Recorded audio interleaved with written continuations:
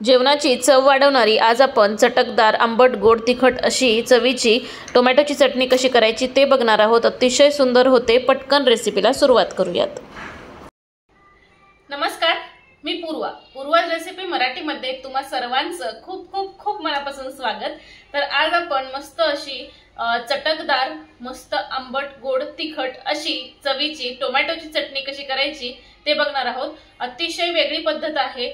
म्हणजे नेहमी आपण जशी टोमॅटोची चटणी करतो तशी नाहीये, थोडीशी वेगळी आहे।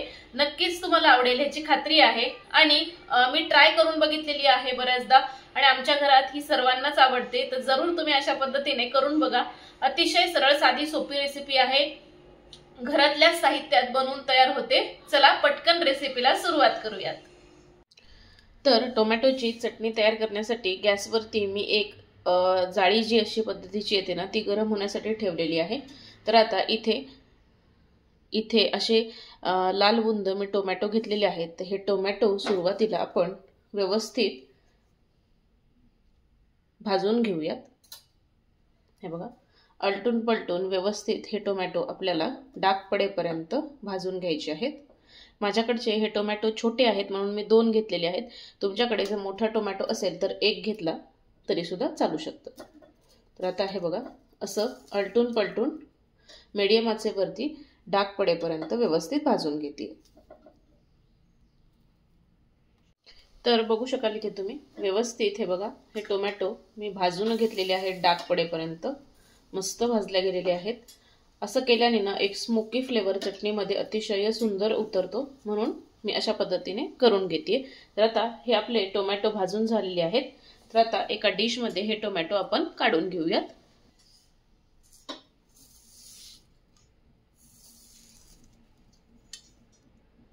आणि हे टोमॅटो संपूर्णपणे गार होऊन देऊयात। आता त्याच जाळीवरती इथे 3 ते 4 लसणाच्या पाकळ्या मी घेतलेल्या आहेत आणि चवीनुसार म्हणजे तुम्हाला कितपत तिखट आवडतं तर त्या हिशोबाने इथे हिरव्या मिरच्या देखील घेतलेल्या आहेत। तर लसूण आणि हिरव्या मिरच्या सुद्धा अशाच पद्धतीने डाग पडेपर्यंत व्यवस्थित भाजून घेऊयात। तर बघू शकाल इथे तुम्ही मिरच्या सुद्धा व्यवस्थित मी भाजून घेतेय।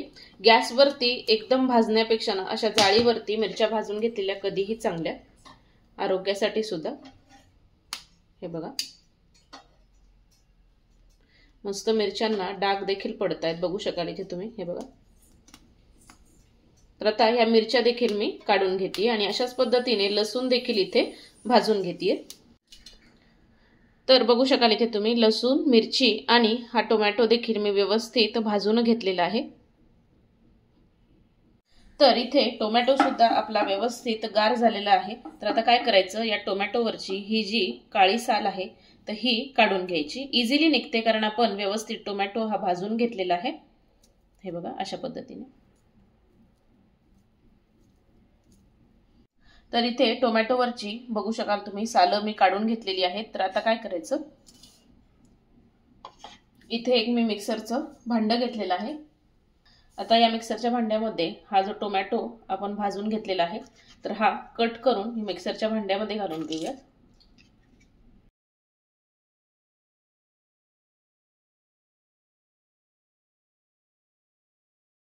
त्यानंतर यामध्येच आता हा जो आपण भाजून घेतलेला लसूण आहे हा घालूयात आणि ह्यामध्येच आपण ज्या भाजून घेतलेल्या हिरव्या मिरच्या आहेत तर ह्या मिरच्या सुद्धा यामध्ये घालून घ्यायच्या।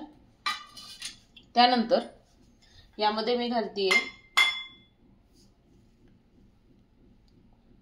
पुदिन्याची पानं। तुम्ही याऐवजी पुदिन्याची पानं नसतील तर याऐवजी तुम्ही कोथिंबीर जरी घातली तरी सुद्धा चालू शकतं, पण पुदिन्याची चव खूप छान येते म्हणून मी पुदिना घालतेय।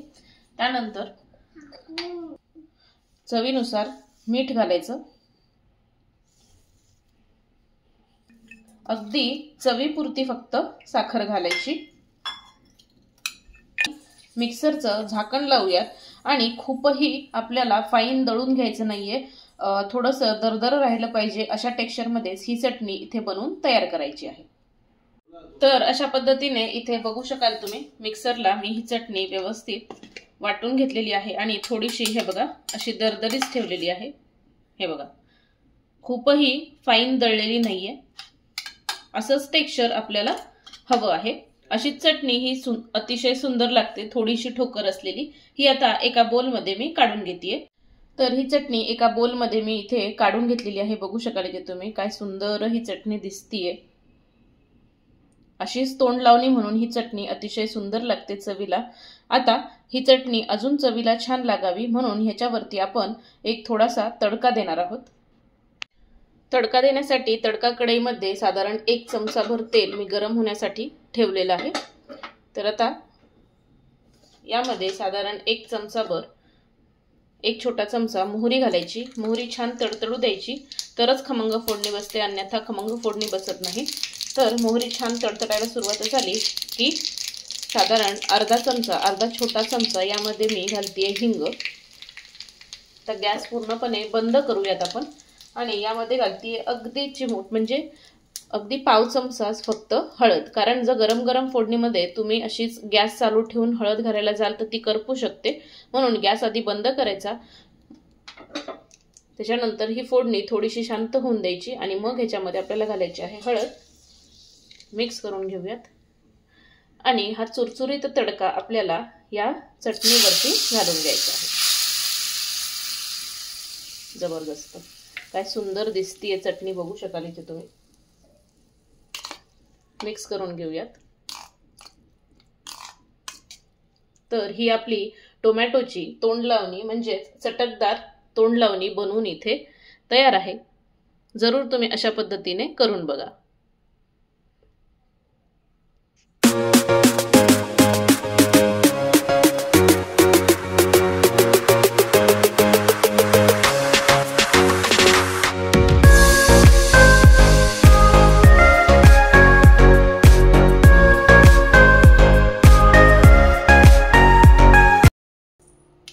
तर अशा पद्धतीने ही टोमॅटोची चटणी आपली इथे बनवून तयार आहे। अतिशय सुंदर होते, चवीला चटकदार होते। पोळी सोबत खाऊ शकता, भाकरी सोबत खाऊ शकता, इवन साधा नुसता वरण भात जरी असेल ना तरी सुद्धा ही तोंड लावणी जर तुम्ही केलीत ना तर अतिशय सुंदर लागते चवीला। जरूर तुम्ही अशा पद्धतीने करून बघा, तुम्ही खा, घरातल्यांना खाऊ घाला। घरातल्यांना सुद्धा नक्कीच ही चटणी टोमॅटोची आवडेल याची खात्री आहे। करून बघितल्यानंतर मला कमेंट करायला विसरू नका। तर अशाच खमंग, खुसखुशीत आणि मस्त मस्त रेसिपीजसाठी पूर्वज रेसिपी मराठीला पटकन सबस्क्राइब करा, लाईक करा आणि शेअर करा। तोपर्यंत मस्त खा आणि स्वस्त रहा। भेटूयात नेक्स्ट व्हिडिओ मध्ये नवीन कोऱ्या अशाच छान रेसिपी सोबत। तोपर्यंत बाय बाय।